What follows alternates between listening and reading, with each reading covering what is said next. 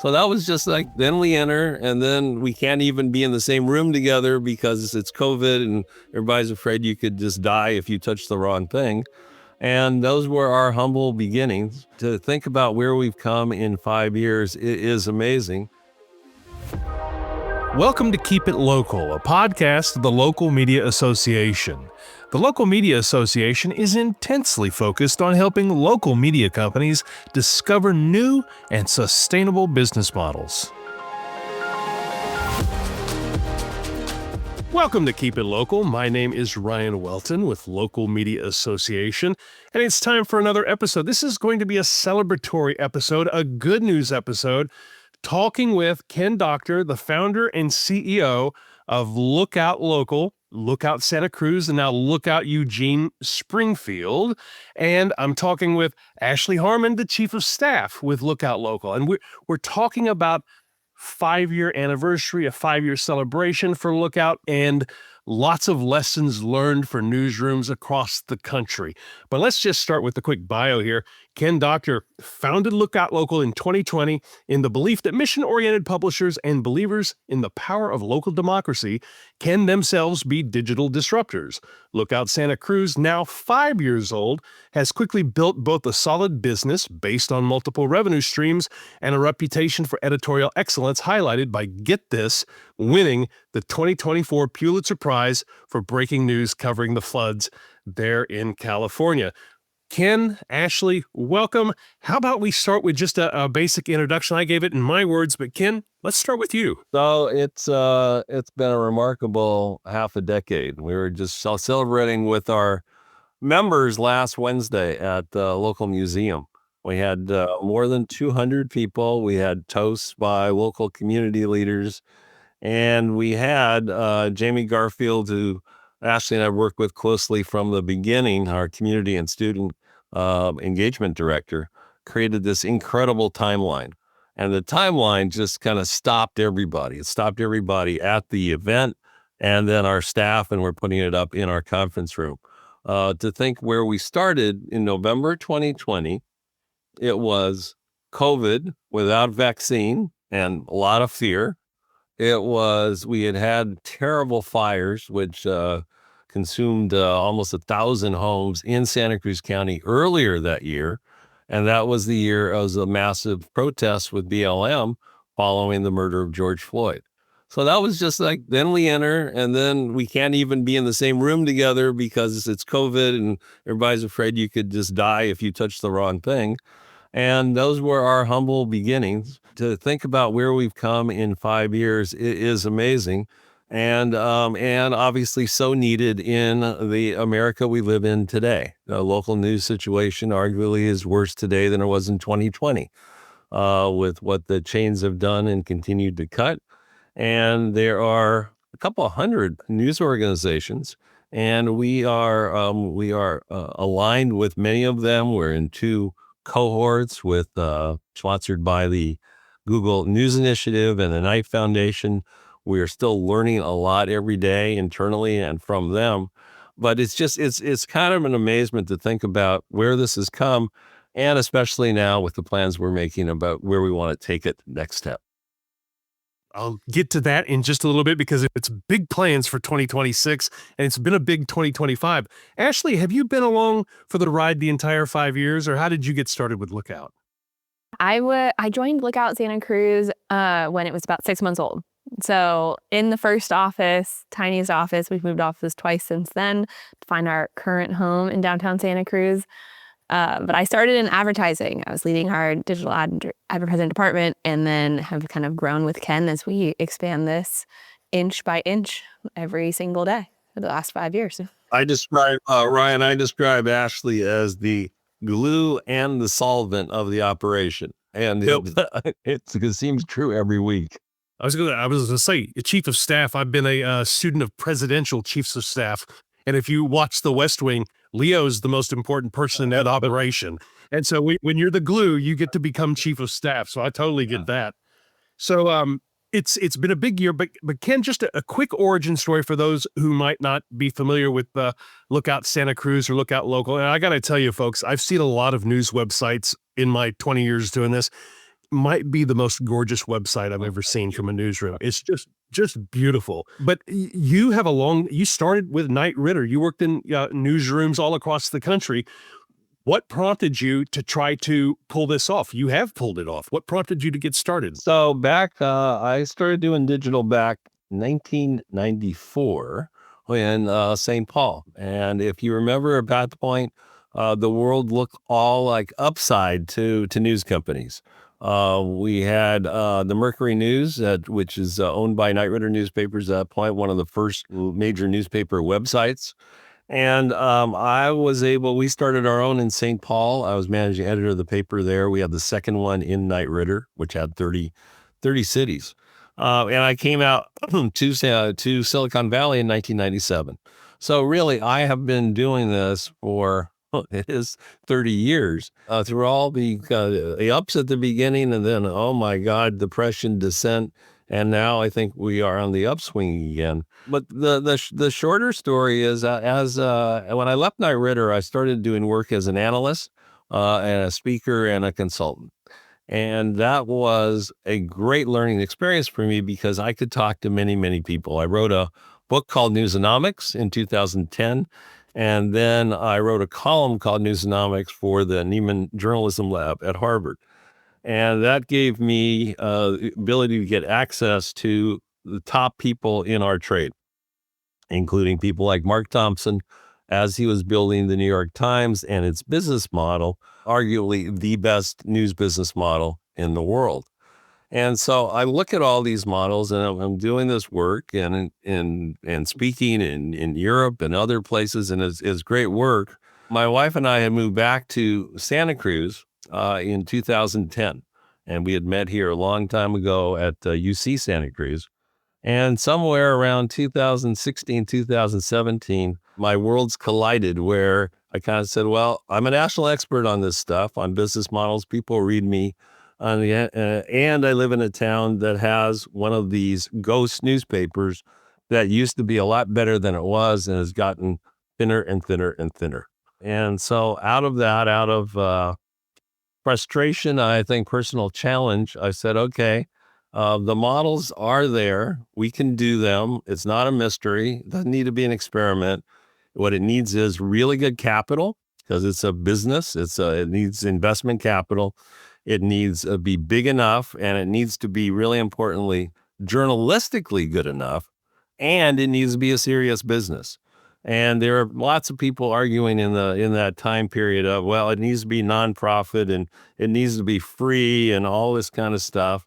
And we said, no, what matters is the community journalism. How do you produce the community journalism? And then how do you pay for it? And then how do you grow it? And so that's essentially been our odyssey here. And the first couple of years, of course, were the hardest, and it has gotten easier. And we now have 38 people full time in the company between Santa Cruz and Eugene, and are planning further expansion. Actually, where are you in that 38? Were you one of the first hires? And are you from Santa Cruz originally, or did Ken bring you in? Yeah, no, my family has grown up in Santa Cruz. I didn't grow up here, but my family goes back generations of Santa Cruz. But I've worked in various community-facing jobs here in Santa Cruz. Really came with no media background, but it's the community building and mission-driven businesses that I've been drawn to. And so Ken sought me out through a couple references and had sent me the job description, and I'd say like the rest is history from there. But I was pretty early on. I think I was one of the first on the business team, and yeah, we grew the staff from there pretty shortly after. And you're on the business team. So as you see it, we're celebrating 5 years. How have you seen, Ken describe this as being kind of on the upswing again. How have you seen the business change from a sufficiency, sustainability perspective over the 5 years? And where do you think we're at right now? Oh, it's such a good question. Well, it's one of those things that we call our business team community and commerce. So we really are focused on those two things of like being as fiercely mission driven and business driven to make this a sustainable enterprise and keep it going for generations to come. But so it's the idea of like hiring and building the staff around those goals and like being digital only, it gives us so much flexibility and creativity to make beautiful websites and focus on that user experience and how is that showing up for advertisers and how is that membership experience coming through and the deliverability of those things. And so I think we've gotten so much smarter and faster at iterating and testing over these last couple of years. And it's an incredible comparison to Eugene of what we've learned in Santa Cruz of changing tech systems many times and figuring out all the things that slow us down and where are the gaps and can we optimize and further improve the workflows to make this just more seamless every day. And so being able to take those 4 years of learnings for Santa Cruz and apply them to Eugene, it's right out the gate. It's been an incredible comparison to see how much growth can happen, how quickly, when you don't have to make the same mistakes twice. And you can make new mistakes and then it applies. And then you can apply them both ways. And so both publications are consistently getting better and better because both publications are pushing each other kind of their publications to the max of what's next, what can we build upon, what can we improve upon, and it just furthers both of those. Look out, Eugene-Springfield is now a few months old. It was earlier this year, right? April. 7 months old. Okay, 7 months old. Why Eugene? And I love Santa Cruz. I've got family in Oregon, but why Eugene? So it was somewhat serendipity and somewhat maybe foretold. I don't know. And so my wife's a native Oregonian. We lived there 10 years for 10 years, but that was 40 years ago. So we still knew people there, but we had a visit now probably 2.5, almost 3 years ago from a University of Oregon journalism professor who came down, and I'd gone to that school. I got my master's there, and I got recognized by the school later on, and I was on the dean's council. So I'd had a relationship to Eugene and the journalism school, and he said, let me run an idea by you. I'm thinking of calling Gannett, which had taken over the local paper, the Eugene Register-Guard. Gatehouse had bought it, and then Gannett merged with Gatehouse. And he said, it's really a shadow of what it was. Register-Guard was once the best independent paper in the state by far, kind of a revered civic institution. He said it's really amounted to very little now, and people are so disappointed. And I'm thinking of going to Gannett and offering them $1 and turning it into a teaching hospital, right? Where the journalism students, it's a huge journalism school there, 2,000 students, could run the newspaper. And I said, I think that's all due respect, a dumb idea. That the students, and we have a lot of young journalists and we work with a lot of interns. They're great to have as part of the operation, but they can't run a daily newspaper to the standard of what readers need. Out of that, I met with the journalism school people. I met with the community foundation there. And it became evident pretty early on that there was a lot of support, spiritual, emotional, and financial, I'd say, for a new medium.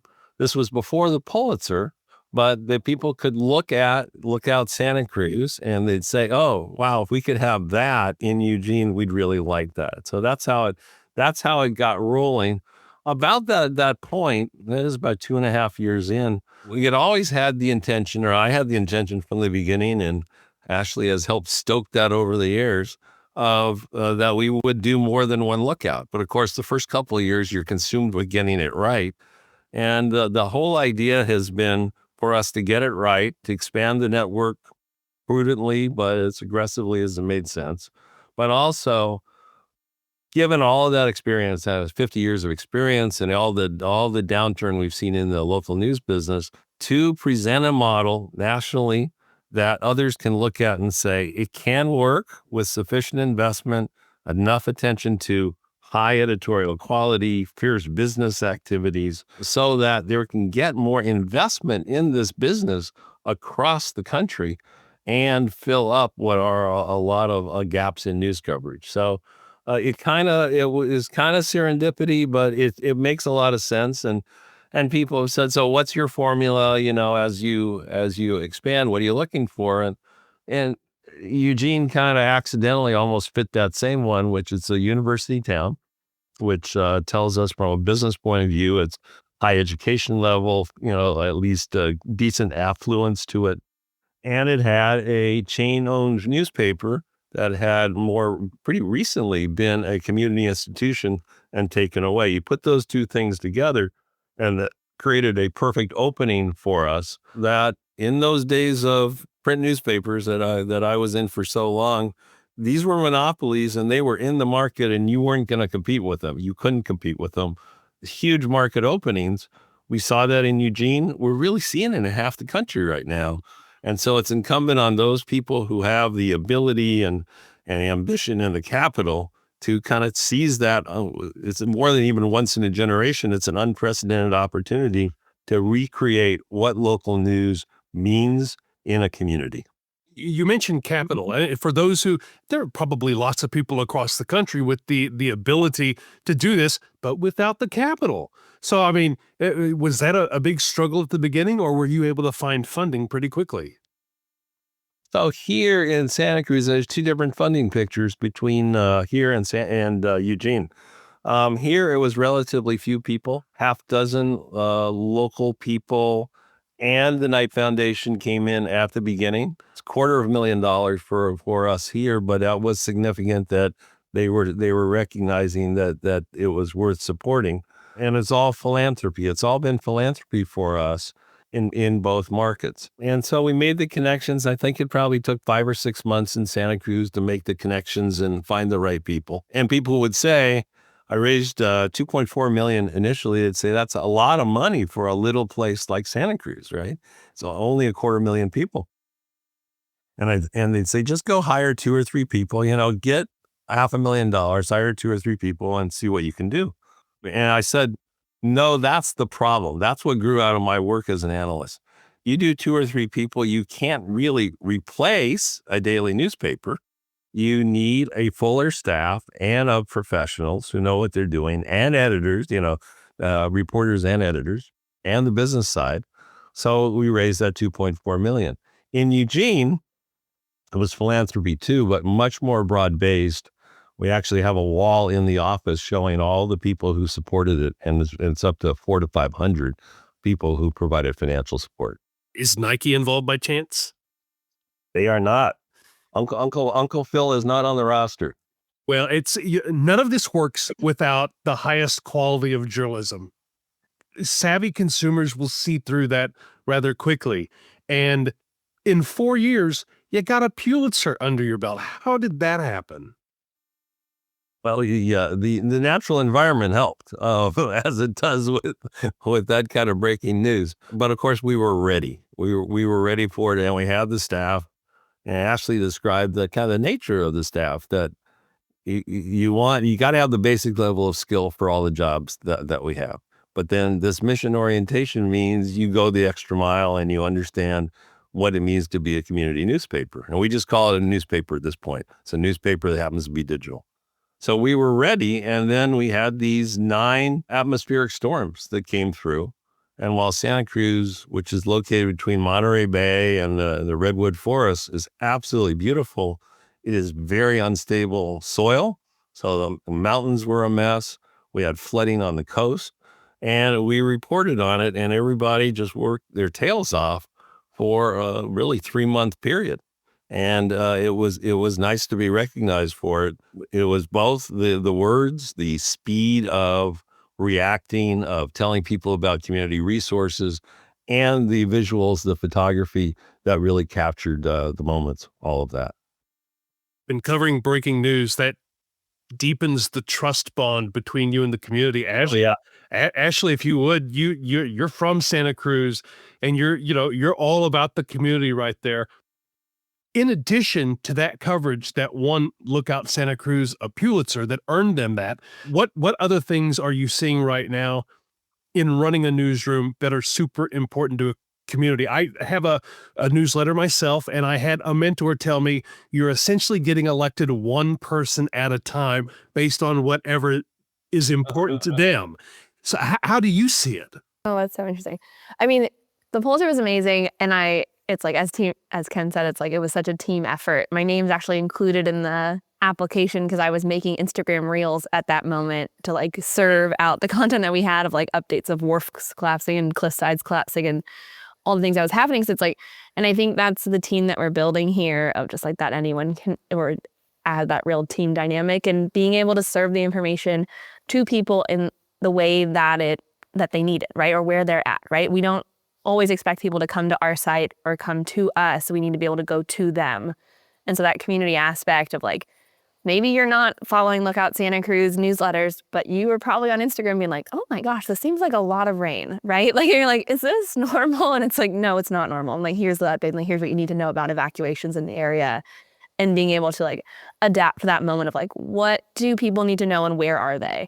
And I think that just goes through the whole year of like, we try to show up and truly show that like our office and we work from the space downtown, and we are here and our correspondents are here on the ground reporting, and we really try to just show up in any aspect of the business, right? So for our business team, we're going to chamber events and we are sponsoring the local fundraisers for nonprofits, and we're showing up to the galas, and we're showing up to where like Lookout can support and kind of like uplift what's going on the business side. But then in the newsroom, people get to know our correspondents. And as you talked about our website, and it's just so important to us, like how visual it is, and that the correspondents are very front facing. Like you have their photo there, and it's very clear bylines. And we really try to amplify, like you're not just getting your news from Lookout, you're getting it from Hillary, you're getting it from Tanya, and you're getting it from Max. And like we can use all those different platforms to build those one-on-one connections. And I think the current landscape of news is like moving more towards that influencer style, right? You kind of want to know the people that are giving you your news. And so where can we build those relationships online and in person, I think goes a really long way for Lookout. So authenticity and authority. I mean, even when you're talking about Google SEO, having your photo with the byline, it's a big deal. You talked about, though, being where the people are, and that's in person, but that's also where they spend time. Totally. Is it mostly just the Meta products, Instagram, Facebook? Or are you doing a lot of TikTok? Are there any platforms that people are overlooking? Ooh, we have not dabbled into TikTok yet. We really should, because we are making a strong focus on short form video. And so that's one of those things we've been slow to. But where we make up for it is that we are really great with our short form video, and we're doing it in a way that's not just like, I don't know. Why don't you talk a little about the app? Yeah, and our app and like where people can kind of think of us as the go-to, right? And so like we did develop our own app with Newspack and PugPig. And so being able to be on people's phones and serve them day to day and build that direct relationship, we've seen huge success with it so far, especially since launching out the gate with website, newsletter, and the app for Eugene. Like it's just how you read Lookout. You read on the app, you're getting your newsletter in the morning of like your daily paper, and then you're reading those stories in the app, and really getting to own that direct relationship with people through the app experience, and then being there, building those like more, I don't know, the short form videos with our correspondents' faces on them have just done really well for us to be able to like get people in there. And it's like, it's just, you could read the headline, but you just get your synopsis from Max, and it goes a long way. I ask you a follow-up, because I know that there's going to be LMA folks out there who see this and they're going to have this question. How difficult was it to get some of the journalists to buy into having to be front-facing on these things? I think, and it's so interesting because it's like, we have discussions about it, and I think some people are more keen to try it. And so once you got a couple people to dip their toes in, you're just like, it's not so bad. And it's like, right. And it's like, we have it set up for them where it's as low lift as it could possibly be, right? It's like a standing studio in our conference room right next to me, and you can pop in, and we have the kind of like workflow set up. So it hopefully feels semi-seamless and the people behind it. And it's nerve-wracking, but I think where we can support them through it of like showing the impacts and showing that people want to get to know you as a person, want to see you, and like your face is already across Lookout, or like what's a video form, you know? But it's just building, we have that culture here where people do trust me enough to be like, I will try it for you. I will not feel comfortable maybe the first time, and I will try it, and I'll take your notes and I'll give it a go. And Eugene has been the same thing of like, they're taking their own spin on things, and they're just you have a couple people that are really passionate about it, some not so keen, and it's okay. And so we do it as a team, and we can find our way forward. Let me add a couple of things to that too. And Ashley said, the comfort in, so you got kind of like the theory of, oh God, do I want to do video, or do I feel personally comfortable? And she noted it, but really quickly, of they're comfortable with Ashley.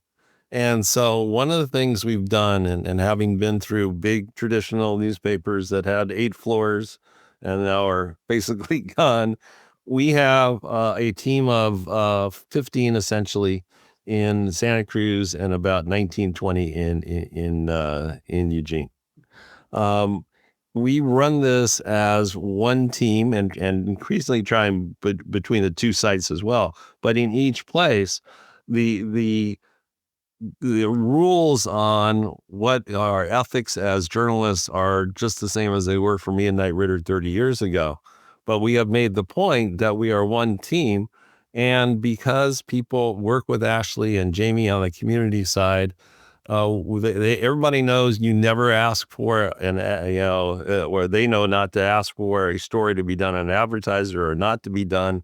That rule still is basic.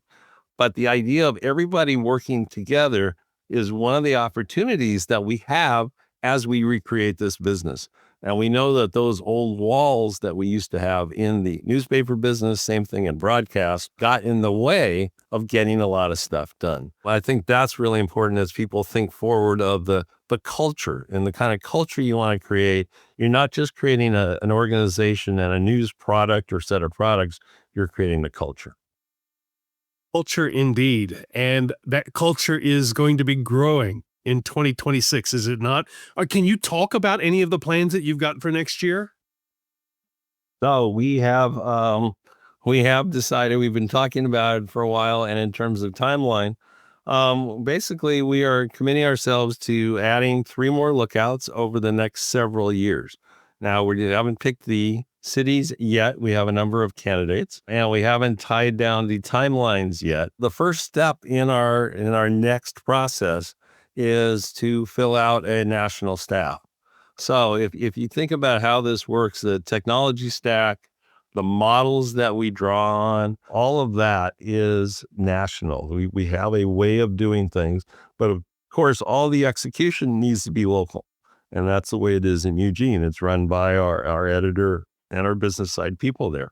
And so on a national level, we're saying, okay, we pulled it together. Ashley and I and a couple other people pulled it together in Eugene of applying these models. We did a good job, but it's not a practical way to expand to 3, 4, and 5 sites. So we'll be adding positions in kind of top positions in product and content, revenue, development, those kinds of things. And that's our next step. And then we are specifying, especially city number 3, and then 4 and 5. And this is really a plan from late in terms of implementation, national staff first. And we are recruiting. We are looking for the best people in the country that want to join what we're doing. And it's really from late 26 on through early 28 at this point. And then we'll see beyond that how much we want to grow. So you are clearly encouraged about where this business is going. This is going to be an episode that will debut toward the end of 2025, maybe the first of 2026, but it'll be in that end of year, start of new year. Do you have some words of encouragement for newsrooms across the country based not only on your success, but where you're seeing these models and your model going? What are some words of encouragement to leave folks with? So what we know is if you do this right, if you get enough investment capital, give yourself enough time to find the right people, do the community organization, and to reach out into the business community. We're a public benefit company, for-profit public benefit. We reach out into community organizations, nonprofits of all kinds, chambers of commerce, the whole gamut in a community. If you do that right with sufficient capital, it can be done. You can get to majority earned revenue, reader revenue, and advertising, which are about constant for us. And we have turned profitable in Santa Cruz in this quarter in 2025. Now, the idea that it can't work or it's experimental is, I think, one people should say goodbye to. It works. It's hard work. It's getting easier. And we saw a ramp. We were encouraged. We are optimists. You have to be an optimist to do this, I think. But we saw a ramp of 2 to 4 times faster in Eugene than Santa Cruz. And that's because we had learned a lot. We also picked the right community. And we know that as we go forward, again, as long as we have the right capital and people in place, we will be able to succeed in those places. Some places that might take 2 years, 2.5 years to get to profitability. Some it could take 5. And they're very different communities. They all need it. So make sure that you are prepared in every way that you can, but it can be done. And I think we are looking toward now, as I look to our peers in these cohorts that I mentioned from Knight and Google News Initiative, I think we are approaching a new age of local news, of replacing these things that failed or are failing with high quality products that become a central source of community news and information. And the times kind of require it, and the tech actually makes it easier and easier. Ashley and I and a couple others doing a lot of work with AI, for instance, around product creation, which we believe we want to hire as many journalists as possible, and that's going to continue it into the future. We have the second largest newsroom in Oregon with 16, but we also believe that we can multiply product creation and improve things like retention of members by smart use of AI, and that's just dawning. So that's going to be a force multiplier for us. So I think it's going to be a great time, 2026 to 2030. It's a new era. Ashley, how about you? What are you seeing? What's encouraging you?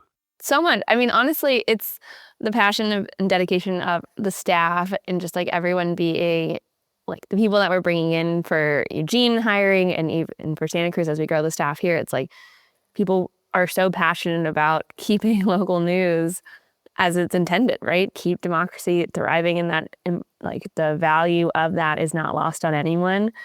And being able to fuel that and know that we are on this same team and the same path towards being as mission driven as we are business driven, so that we can be sustainable and grow careers and help people do better work by like fulfilling them and making sure that they can have a well-rounded life and where they're living and they raise their families and all the things that come with a well-rounded business, I think goes a long way. And yeah, there's really amazing people out there that are going to add so much to the teams. And as you build and as you grow, I think there's a lot of excitement around that, just like the people and the ideas that'll come out of this next era of news and information and meeting the current moments to keep it all flowing. I'm feeling Taylor Swift. This is a new era. The local news era. It's really exciting. Ken Doctor, Ashley Harmon, thank you so much for your time joining us. For those of you watching us on YouTube or listening to us on a podcast, make sure, yes, wear the brand, show off the branding. You bet. This is our new shirt, Ryan. You got it. I love it. Absolutely love it. So if you're watching this on YouTube, please leave a like, subscribe to this channel, leave a comment. I'll make sure that Ken and Ashley get those. And if you're on the podcast, leave us a 5-star review. Why don't you? It helps us get discovered by more folks in more newsrooms across the country. So for Ken, for Ashley, I'm Ryan Welton with Local Media Association, encouraging you to keep it local. Thank you. This has been Keep It Local, a podcast of the Local Media Association. If you got value out of today's podcast, why not give it a review wherever you heard it and share it with a fellow journalist or an entire newsroom. Until next time, for Keep It Local, this is Ryan with the Local Media Association.